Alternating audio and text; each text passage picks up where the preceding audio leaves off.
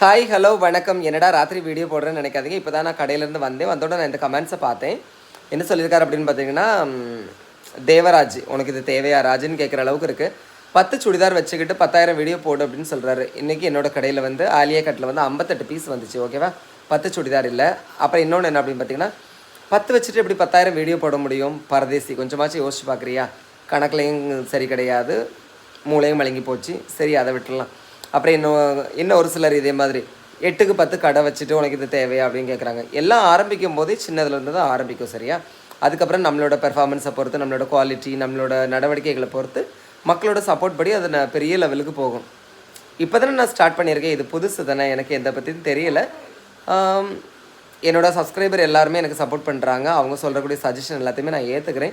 இந்த மாதிரிப்பட்ட கிருமிகளையும் நம்ம கண்டு தான் ஆகணும். சீக்கிரத்துலேயே 10,000 சுடிதார் வச்சு 10,000 வீடியோ போடுவேன். ஓகேவா, கண்டிப்பாக நானும் வளருவேன். பிடிச்சதால